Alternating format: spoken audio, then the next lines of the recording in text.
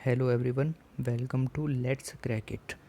Okay, तो ये video है कुरुक्षेत्र मैगज़ीन, जो कि एक जर्नल है रूरल डेवलपमेंट पर। ठीक है, इसमें ये गवर्नमेंट की तरफ से रिलीज़ होती है और अगस्त 2020 का मैं ये एडिशन लेकर के बैठा हुआ हूँ। तो आज हम इसको डिस्कस करेंगे। इसको डिस्कस करने से पहले एक बात ये मैं बता दूँ कि ये मैं यहाँ पर मान करके चल रहा हूँ कि आपने इकोनॉमी का कोर्स किया हुआ है, आपको जनरल टर्म्स के बारे में पता हुआ है, पता है कि पर्टिकुलर चीज़ें क्या होती हैं, कैसे चलती हैं, और आपने बेसिक इकोनॉमी पढ़ी हुई है। ठीक है, तो देखते हैं बुक में क्या क्या दिया हुआ है या मैगज़ीन में क्या है। और इसमें ऐसा नहीं है कि डायरेक्ट आर्टिकल्स पूछ लिए जाते हैं आपसे कि ये बताइए। इसी में से ऐसे डायरेक्ट आर्टिकल नहीं आते, पर पॉइंट्स बहुत अच्छे होते हैं इसमें। ठीक है, पॉइंट्स ऐसे होते हैं जैसे आप डायरेक्ट यूज़ कर सकते हो आपके इकोनॉमी सेक्शन में, रूरल डेवलपमेंट वाले सेक्शन में। ओके, तो देखते हैं क्या क्या पॉइंट्स इसमें बताए गए हैं। ये वाला जो पेज होता है ये इंट्रोडक्शन का होता है। दो एक चीज़ें इसमें ऐसे ही होती हैं, देख लेते हैं। तो प्राइम मिनिस्टर नरेंद्र मोदी ने कहा कि world over the contribution of India's talent force is highly recognised, specially the contribution of India's tech industry and tech professionalism. आपको पता है इंडिया में आईटी का सॉफ्टवेयर, जो मतलब सॉफ्टवेयर इंडस्ट्री होती है या इस तरह की जो इंडस्ट्री हैं जो सर्विस प्रोवाइड करती हैं, उनकी काफ़ी ज़्यादा डिमांड रहती है और ग्लोबलाइज्ड हम अच्छा परफॉर्मेंस इसमें करेंगे। यहाँ पर ये चीज़ लिखी हुई है, यहाँ पर लिखा हुआ है the prime minister describes India as a power house of talent that is eager to contribute. मतलब टैलेंट बहुत है इंडिया में, पावर हाउस बताया गया है इंडिया को टैलेंट का, पर ईगर है मतलब लोगों को वो नहीं मिलता chance. Okay, he said India are neutral reformers and history has shown India has overcome every challenge, चाहे वो सोशल हो या इकोनॉमिक हो। आगे ये PM Modi address inaugural session of Indian global peak. तो जिन्होंने इसमें कहा कि आत्मनिर्भर भारत का मतलब ये नहीं है कि हम वर्ड्स को क्लोज कर दें, मतलब हम कोई भी इंपोर्ट या कोई भी एक्सपोर्ट ना करें और सेल्फ कंटेंट हो जाएं। नहीं, इसका मतलब है about being self sustained and self generating. मतलब ऐसा नहीं है कि हम हर एक चीज़ बाहर से ही प्रोसेस कर रहे हैं, उसको फिर बना रहे हैं। ठीक है, सेल्फ सस्टेन और सेल्फ जनरेट होना ज़रूरी है। इन्होंने कहा कि आइडिया ये है कि हम इंडिया को रिफॉर्म, परफॉर्म एंड ट्रांसफॉर्म के जो एरियाज़ हैं इनमें लीडिंग ग्लोबल पार्टनर बनाएं, ताकि in an India that offers new economic opportunities generate हों, ह्यूमन सेंट्रिक और inclusive approach of development generate हो। ओके, और इन्होंने ये बताया कि नमस्ते पेंडेमिक के दौरान ग्लोबली चला गया है और India is ready to do whatever can do to global good and prosperity. तो इंडिया कुछ भी कर सकता है ग्लोबल गुड एंड प्रोस्पेरिटी में। आगे चलते हैं, मेन कंटेंट पे आते हैं। ठीक है, तो ये भी एक एडिटोरियल दिया हुआ है जो भी इंट्रोडक्शन की तरह से ही होता है। ये बताया गया है कि रूरल सेक्टर पल्स है कंट्री की। ठीक है, इन्होंने बताया आगे कि गवर्नमेंट ने बहुत सारे स्टेप्स लिए हैं, 5 ट्रिलियन इकोनॉमी हमें इसको बनाना है, उसके लिए आगे कहा गया है कि एग्रीकल्चर प्राइमरी सेक्टर है बूस्ट करने के लिए रूरल इकोनॉमी को और रूरल एम्प्लॉयमेंट जनरेट करने के लिए। रूरल इकोनॉमी लगभग 46% नेशनल इनकम को कंट्रीब्यूट करती है। ठीक है, आगे इन्होंने अगस्त के इशू कुरुक्षेत्र वाले में बताया है कि इसमें क्या क्या है, और 2011 सेंसस के हिसाब से 68.8% of countries population and 72.4% of work force reside in rural area. Okay, तो रूरल इकोनॉमी को बेहतर करने की ज़रूरत है। Skill based employment opportunity, enhancing rural protection productivity, implementing technological practices और इंफ्रास्ट्रक्चर को मजबूत करने की ज़रूरत है, जितना कि ये रूरल इकोनॉमी कंट्रीब्यूट कर रही है। तो ये वाली जो लाइन है 68.8%, ये इंट्रोडक्शन के नीचे यूज़ की जा सकती है। ठीक है, आगे बढ़ते हैं। ये पहला आर्टिकल है रीबूटिंग रूरल इकोनॉमी। तो इस आर्टिकल के अंदर देख लेते हैं क्या क्या है। तो पहले तो इन्होंने एक कोट ही लिखी है, the future of India lie in its village. Common quote है, ठीक है, महात्मा गांधी जी द्वारा कही हुई है। आगे देखते हैं, इंट्रोडक्शन में इन्होंने लिखा हुआ है, India is predominantly a rural country with 2/3 of its population and 70% of its workforce residing in rural area. जैसा कि अभी सेंसस 2011 के हिसाब से बताया गया, where where rural economy constitutes 46% of Indian economy. NITI Aayog की 2017 रिपोर्ट में ये बात कही गई।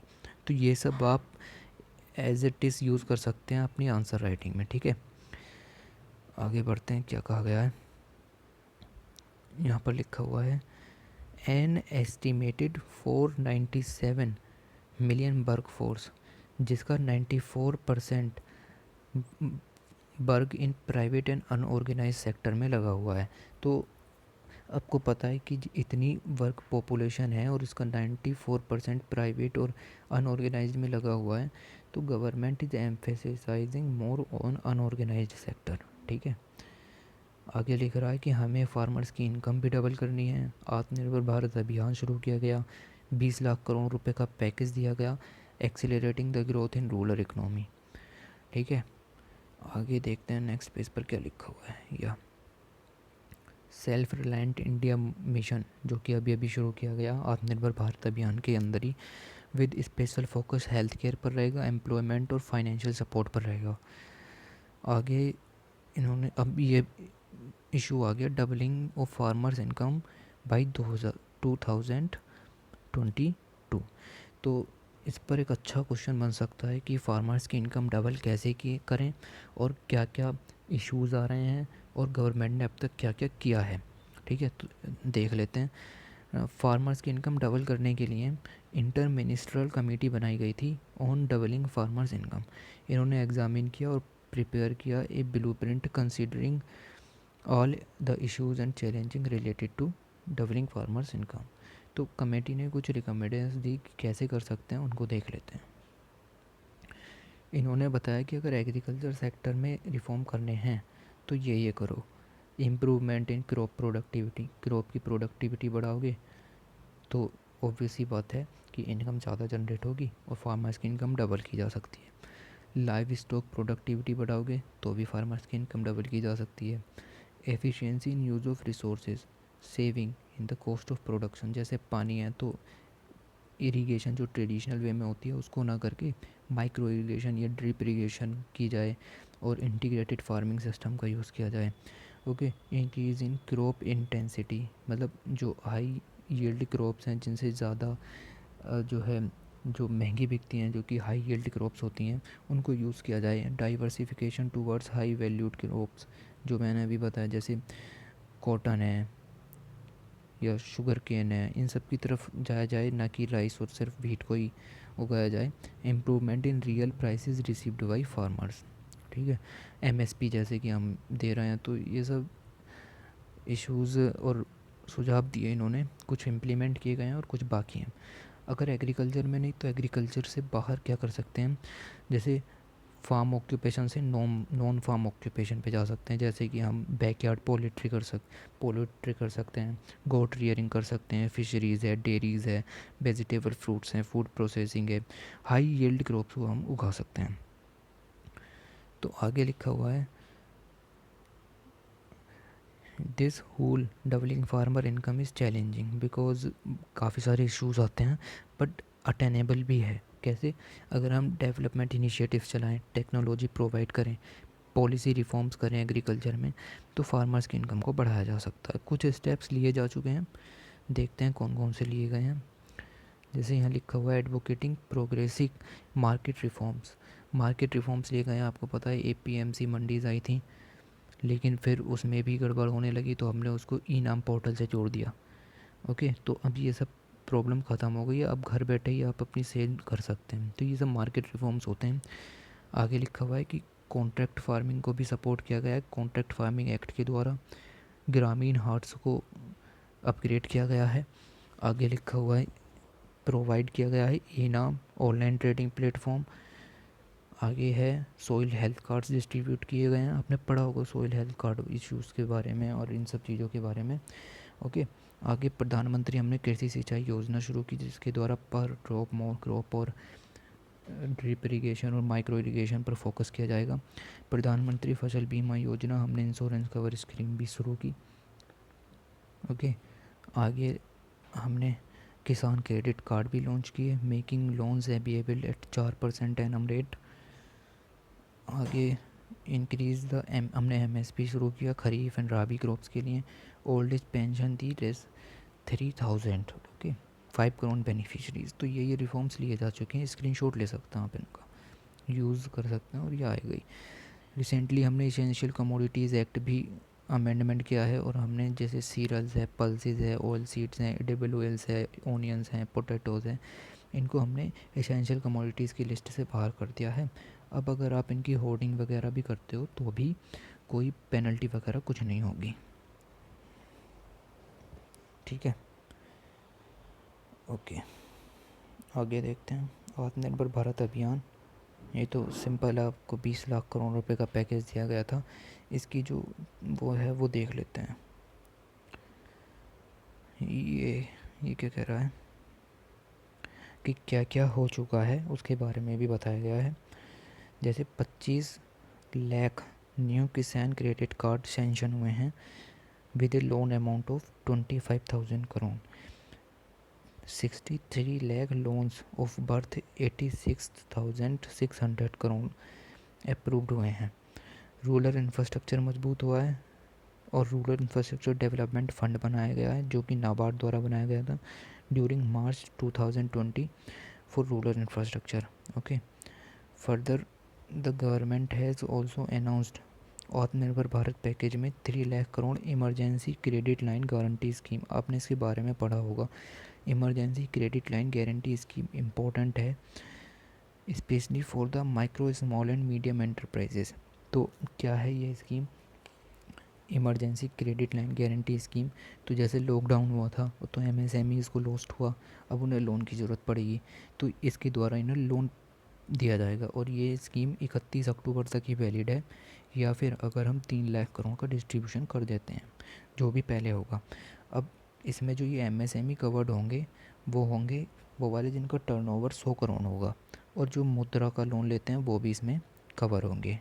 ठीक है, अब 4 साल के लिए ये लोन वैलिड होगा। ठीक है, कोलेट्रल आपको कुछ रखना नहीं है, कोलेट्रल फ्री लोन होगा। अगर आपने पेड नहीं किया तो क्रेडिट गारंटी जो है वो दी जाएगी NCGTC के द्वारा। ये क्या है? ये है national credit guarantee trust corporation limited, department of financial services के अंदर ये क्रेडिट गारंटी लेगा कि अगर एमएसएमई इस लोन को रीपे नहीं कर पाई तो we are doing it. Okay, फिर आगे देखते हैं। ये मुद्रा स्कीम चलाई गई। मुद्रा स्कीम में क्या था? मुद्रा की फुल फॉर्म है micro unit development and refinance agency. ये एक नॉन डिपॉजिट टेकिंग NBFC है। ठीक है, सिडबी इसको ओन करती है 100%, और ये लोन देते हैं शिशु के लिए 50,000 रुपये का लोन, किशोर के लिए 50,000 से 5 लाख का लोन, और तरुण के लिए 5 लाख से ऊपर का लोन। ठीक है, अब इन्होंने कहा लॉकडाउन के दौरान जब ये आत्मनिर्भर पैकेज लॉन्च किया कि जो शिशु वाला लोन है उस पर हम 2% सबवेंशन देंगे। जैसे यहाँ लिखा हुआ है इंटरनेट इंटरेस्ट डिस्काउंट, सबवेंशन को कहते हैं इंटरेस्ट डिस्काउंट ऑफ 2%। ओके, अगर लोन्स रेगुलरली पे किए हैं तो पहले।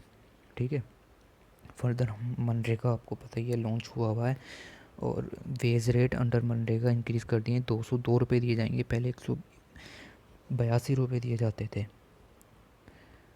आगे लिखा हुआ है फ्री फूड ग्रेन सप्लाई दी जाएगी, 5 kg ऑफ ग्रेन्स पर पर्सन एंड 1 kg चना पर पर्सन पर फैमिली। PDS सिस्टम के द्वारा, पब्लिक डिस्ट्रीब्यूशन सिस्टम के द्वारा, 1 राशन 1 कार्ड स्कीम। प्रधानमंत्री किसान योजना शुरू हुई है, 2000 has been transferred directly to 8.7 crore farmers. तो डायरेक्टली ट्रांसफ़र भी हुआ है, और वोकल फॉर लोकल के लिए भी आवाज़ उठी है, यानी कि जो सेल्फ मेड इंडियन आइटम्स हैं जैसे खादी वगैरह के सामान यूज़ किए जाएं। अब गवर्नमेंट ने स्कीम शुरू की है कुछ आत्मनिर्भर भारत अभियान के द्वारा, जो कि फार्मर्स की इनकम को डबल कर सकती हैं। तो देख लेते हैं वो स्कीम कौन कौन सी हैं, क्या क्या किया है। However, the following schemes are highly relevant to the rural sector to bring reformative changes in the lives of rural people and also their economic condition। जैसे दिया कोयर उद्यमी योजना शुरू की है। कोयर क्या होता है, वो होता है नारियल के ऊपर जो वो होते हैं घास सी आती है, तो उससे अगर आप कुछ प्रोडक्ट्स बना सकते हैं तो उनको कहते हैं कोयर उद्यमी। उनके लिए हमने 10 लाख प्लस वर्किंग कैपिटल जिनकी है, उनकी प्रोजेक्ट कोस्ट 25% से ऊपर नहीं है, उनके लिए हम क्रेडिट लिंक्ड सब्सिडी देंगे।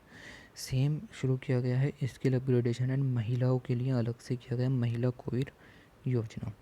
तो इसमें जैसे होता है spinning equipments of subsidise rate, जैसे कोई 10,000 का इक्विपमेंट है स्पिनिंग, जो चरखा होता है जिससे सूत वगैरह काटते हैं वो चीज़, तो वो आपको सब्सिडाइज रेट पर कम की दी जाएगी और स्किल ट्रेनिंग भी दी जाएगी।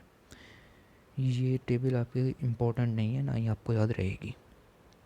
आगे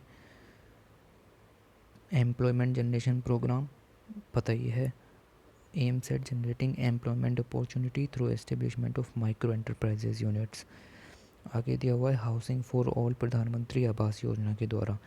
आगे दिया गया है दीनदयाल अंत्योदय योजना, जो अर्बन पुअर हैं, not ruler means urban people, उनको स्किल डेवलपमेंट दिया जाएगा। और ये 2 स्कीम थी, पहले नेशनल अर्बन लिवलीहुड मिशन और नेशनल रूरल लिवलीहुड मिशन, इन दोनों को मर्ज करके दीनदयाल अंत्योदय योजना शुरू की गई थी। फिर ये उजाला स्कीम शुरू की गई, तो जो वैसे वाले बल्ब आते हैं उनको कहते हैं, जैसे लाइट वाले होते हैं ना, वो जो लाल कलर इनकैंडेसेंट लैम्प, हाँ इनकैंडेसेंट लैम्प को चेंज करना है एलईडी के साथ। Okay, the objective is to promote efficient lightning. 2015 में लॉन्च हुई थी। Every grid connected consumer having a metered connection will be given reduce electricity bill and preserve the environment. आगे प्रधानमंत्री कौशल विकास योजना, ये आपने इकोनॉमी सेक्शन में पढ़ाई होगा। आयुष्मान भारत योजना भी हमने शुरू की है। आयुष्मान में 10 करोड़ फैमिलीज़ को, यानी कि 50 करोड़ सिटीजन्स को, और 5 लाख का हेल्थ इंश्योरेंस दिया जाएगा सेकेंडरी और टर्शरी हेल्थ केयर पे। ठीक है, आगे देख लेते हैं। ये 40 fund for upgradation and regeneration of traditional industry, ये तो पूछा भी जा चुका है यूपीएससी प्री में। हम कॉमन फैसिलिटी सेंटर्स बनाएंगे, क्लस्टर डेवलपमेंट करेंगे to help bamboo, honey and khadi. ठीक है, आगे प्रधानमंत्री मत्स्य संपदा योजना, ब्लू रेवोल्यूशन हमने चालू किया था, और एम है this aims to enhance fish production to 220 lakh metric tonne. हम इसमें 20,000 करोड़ का नेक्स्ट 5 ईयर में इन्वेस्टमेंट करेंगे और इसकी प्रोडक्शन को 220 लाख मीट्रिक टन पर लेकर के आएंगे। अभी यहाँ पर देख लेते हैं, मत्स्य संपदा योजना अप्रूव्ड हुई और 2 फिजिकल ईयर 2020-21 से 2024-25 तक ये लागू होगा, और हमें 9% की ग्रोथ रेट चाहिए, और इसके द्वारा हम 15 लाख फिशर्स, फिश फार्मर्स और फिश वेंडर्स को प्रॉफिट देंगे, doubling the fishers farmers income by 2024। ठीक है, अब ये वे अहीड है कि क्या कर सकते हैं, तो इसमें यही है कि मनरेगा को थोड़ा सा अच्छा करो, streamlining the MNREGA so as to provide maximum benefit. आगे है कि प्रमोटिंग यूथ एज एंटरप्रेन्योर्स और self employed who are linked to local level ecosystem.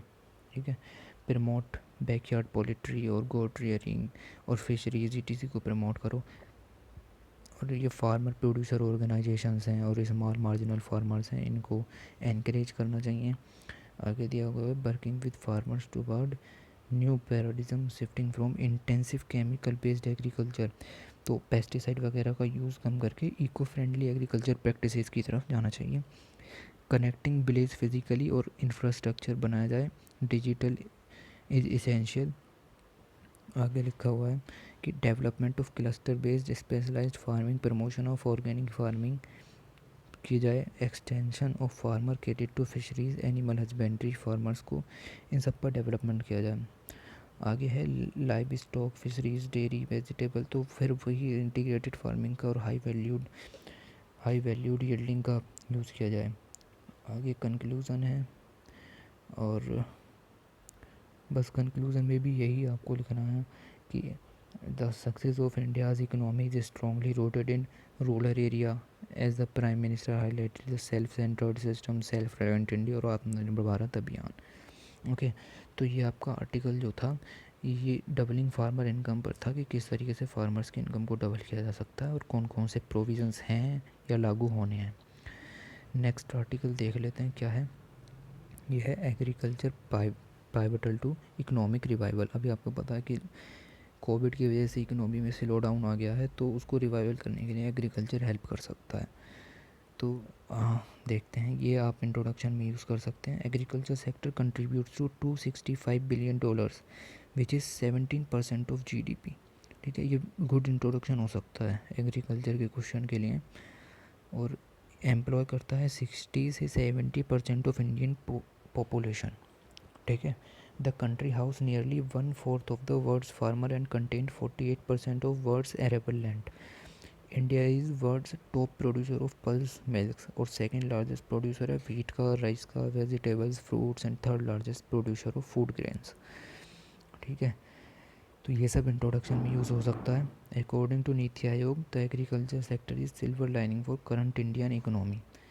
और इसकी जो हम वो कर रहे हैं एक्सपेक्टेशंस, वो ये हैं कि फिजिकल ईयर 2020-21 में 3% ग्रोथ रेट हमें इसमें मिले, और जो कि and is currently growing 60% more than non agriculture sector जो हैं उनसे 60% ज़्यादा एग्रीकल्चर सेक्टर में ग्रोथ हो रही है।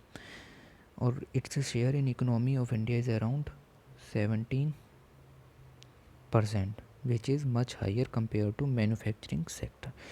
तो एग्रीकल्चर सेक्टर का रोल 60% ज़्यादा है मैन्युफैक्चरिंग और सर्विस सेक्टर से। ठीक है, आगे देखते हैं क्या दिया हुआ है। इंडिया की पोजीशन इन वर्ल्ड इकोनॉमी क्या है, उस चीज़ को हम यहाँ देख लेते हैं। According to the agriculture ministry for the physical year 2020-21 food grain production हमारा बढ़ा है, अब 298 मिलियन टन हो गया। पहले 291 था और उससे पहले 285 था।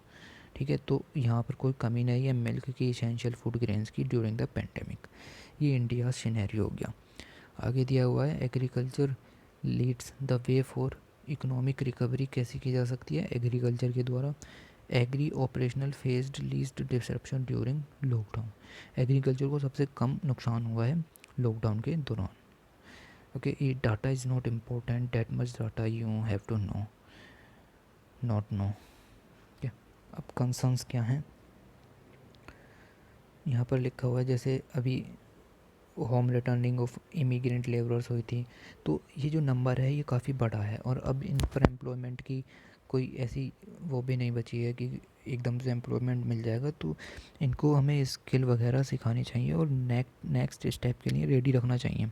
और मनरेगा तो है ही, उसके तहत इनको एम्प्लॉयमेंट प्रोवाइड करें तो इकोनॉमी में थोड़ा रिवाइवल आएगा। If we use this challenge as a creative opportunity to enhance our economic it is immense possibility of progress. Okay, आगे देख लेते हैं और क्या क्या है। सबका साथ सबका विकास स्कीम लॉन्च हुई थी to shift from traditional to new farming styles. जैसे वो ट्रेडिशनल इरिगेशन वगैरह के सिस्टम होते हैं, ट्रेडिशनल जो है टाइमिंग के सिस्टम्स होते हैं, वो सब को छोड़ करके कंजर्वेशनल एग्रीकल्चर, प्रिसाइज एग्रीकल्चर को अपनाया जाए, और नई जो ड्रिप इरिगेशन टेक्निक्स वगैरह आ रही हैं उन सबको अपनाया जाए। तो यही था सबका साथ सबका विकास स्कीम। आगे दिया हुआ वे फॉरवर्ड में क्या कर सकते हैं भाई। स्किल डेवलपमेंट ही एक मात्र उपाय है कि उन्हें लो इनकम फार्मर्स को स्किल डेवलपमेंट दिया जाए, मॉडर्न फार्मिंग में लाया जाए और अदर एग्रीकल्चर एक्टिविटीज़ में भी जोड़ा जाए। जैसे सिर्फ आप एक पर्टिकुलर एग्रीकल्चर एक्टिविटी ना करें, आप उसके साथ इंटीग्रेटेड फार्मिंग करें, आप बैकयार्ड पोल्ट्री करें, आप बैकयार्ड फार्मिंग करें। ओके, तो यही इसमें बताया गया। अब इसमें ये देख लीजिएगा कि क्या ज़रूरत है। The need of the hour is to reskill labours laborers depending on their existing skill set, experience and education. The worker must be trained in new priorities areas and तो वही बात आ गई, फिर स्किल डेवलपमेंट करना पड़ेगा workers का। जैसे यहाँ देख लेते हैं कि अनस्किल्ड हैं तो उन्हें ग्राउंड वाटिंग, रिचार्जिंग, स्ट्रक्चर कंस्ट्रक्शन सिखाया जाए, वर्मी कंपोज मैन्युफैक्चरिंग सिखाई जाए, गोट रेयरिंग सिखाई जाए, मशरूम कल्टीवेशन सिखाई जाए। और जैसे कि सेमी स्किल्ड हैं तो हम उन्हें सिखा सकते हैं हनी बी कीपिंग कैसे करते हैं, कोयल कीपिंग कैसे करते हैं, कल्चर्ड फिश कल्चर क्या होती है, फिश सीड प्रोडक्शन और सोलार कार्टिंग सिखाई जा सकती है। जैसे वुमेन और स्ट्रीट फूड वेंडर्स हैं तो उन्हें हम क्या सिखा सकते हैं, हार्बर कलर मैन्युफैक्चरिंग सिखा सकते हैं। Kids energy food production, mushroom based snacks, ornamental fish, hygienic fish based projects, इन सब के बारे में बता सकते हैं। और जो स्किल्ड हैं उन्हें रीसर्कुलेटिंग एग्रीकल्चर सिखा सकते हैं, मशरूम रिटेलिंग, मैकेनाइजिंग बैम्बू प्रोडक्ट्स और एग्रो मशीनरी मेंटेनेंस। तो ये एक आर्टिकल आपके लिए इम्पोर्टेंट है, इसका स्क्रीनशॉट ले लीजिए। आगे बढ़ते हैं, ये इम्पोर्टेंट नहीं है।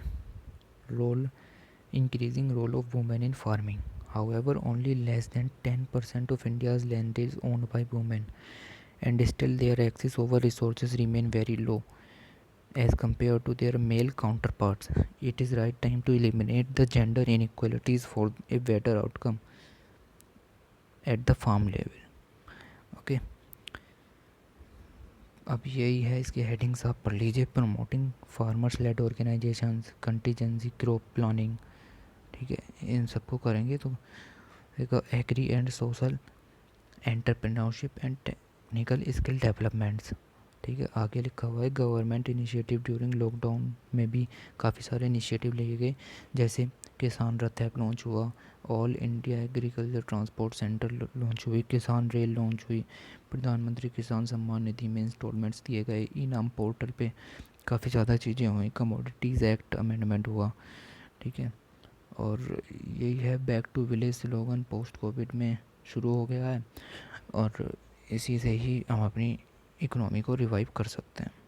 ठीक है, नेक्स्ट आर्टिकल सेम है जैसे कि वो था, डबलिंग फार्मर्स इनकम कैसे कर सकते हैं, कैसे नहीं कर सकते। फिर भी बेसिक चीज़ें देख लेते हैं क्या दी हुई हैं। अब यहाँ पर यह है कि प्राइम मिनिस्टर श्री नरेंद्र मोदी ने विज़न दिया था डबलिंग फार्मर्स इनकम का, बरेली से एड्रेस किया था, और ये इसके लिए कमेटी बनी थी डबलिंग फार्मर्स इनकम पे, और कमेटी का नाम इम्पोर्टेंट है, अशोक दलवाई कमेटी, और इन्होंने रिकमेंड किए थे टू फुलफिल सच टारगेट्स। तो ये जो इन्होंने बताया वो हमने पहले ही उसमें डिस्कस कर लिया, और यहाँ पर एक बार फिर से देख लेते हैं कि किस तरीके से हम इसको वो डबल कर सकते हैं फार्मर्स की income. Reducing the cost of inputs, increasing the said value of crop diversification, increase the productivity, sustainable agriculture intensification, augmenting agriculture income with allied activities, decreasing the per capita dependence on agriculture. ठीक है, इसके अंदर देखते हैं क्या क्या है। Reducing the cost of input, जैसे इरिगेशन, सीड, फर्टिलाइज़र, पेस्टिसाइड है तो इन पर अब सब्सिडी देते हैं तो कॉस्ट कम होगी, फार्मर्स के हाथ में कमाई ज़्यादा होगी, तो फार्मर्स की इनकम बढ़ सकती है। माइक्रो इरिगेशन भी एक अच्छा तरीका है। आगे ड्रिप इरिगेशन, ठीक है, ये मैंने बता दिया आपको। क्रॉप इंश्योरेंस दिया तो उसको फार्मर को लॉस जो होगा उसका वो भी कवर किया जाएगा। आगे लिखा हुआ है सेल वैल्यू क्रॉप की कम की जा सकती है टू हाई वैल्यूड पर जा कर के, जैसे कि ऑर्गेनिक फूड होता है आपका तो उसकी वैल्यू ज़्यादा होती है। अब उसकी वैल्यू ज़्यादा होती है तो फार्मर्स उसको उगाएंगे तो उनकी कॉस्ट बढ़ेगी। रिड्यूस करना है पोस्ट हार्वेस्ट लॉसेस को। ओके, आगे लिखा हुआ है पेरिशेबल गुड्स के लिए cold chain, agriculture, refrigerator, logistics, trans. Okay, तो इन सबको डिफ़ाइन करना है। इनाम पोर्टल हमने बना ही दिया है।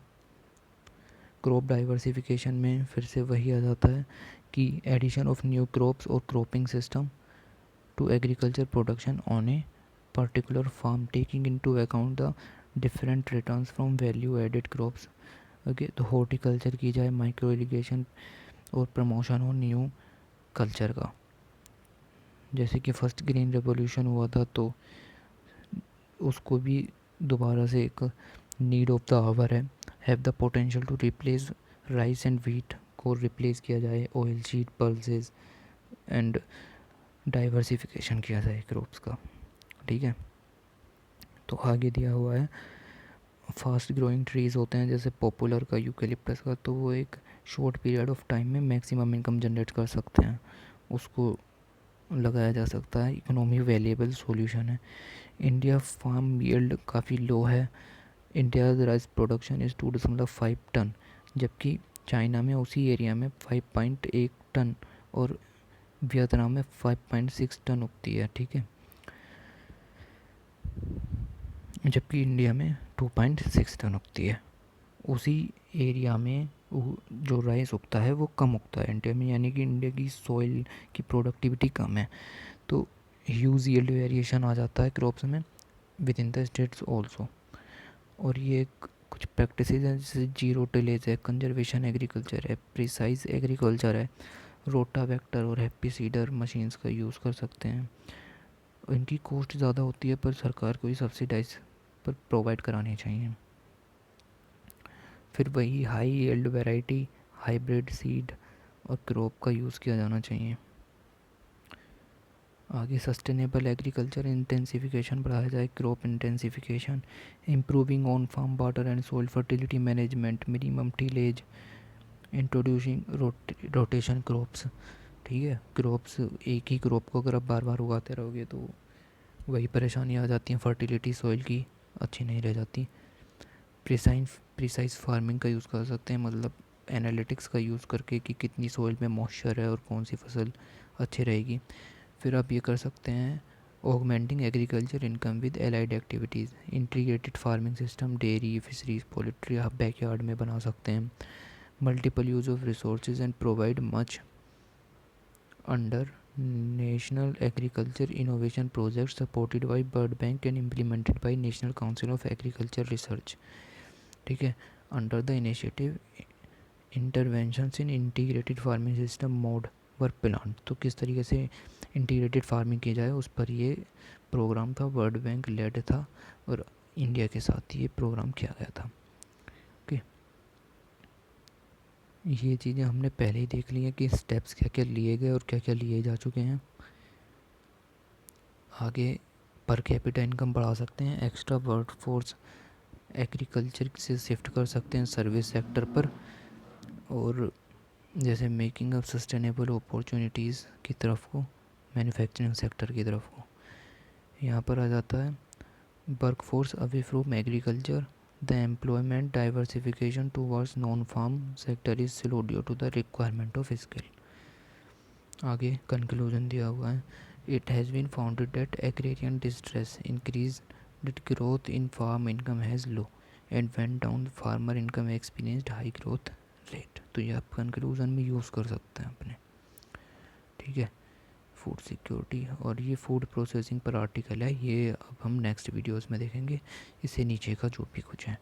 ओके, तो आज के लिए इतना ही। और ये डबलिंग फार्मर इनकम पर एक अच्छा क्वेश्चन यहाँ से निकलता है, और इकोनॉमी को रिवाइवल करने के लिए एग्रीकल्चर किस तरीके से उपयोगी हो सकती है, एक अच्छा क्वेश्चन ये भी यहाँ से निकलता है, ट्राई कीजिएगा घर पे। ओके, तो चलो फिर चलते हैं। और वीडियो लाइक सब्सक्राइब वगैरह कर लेना।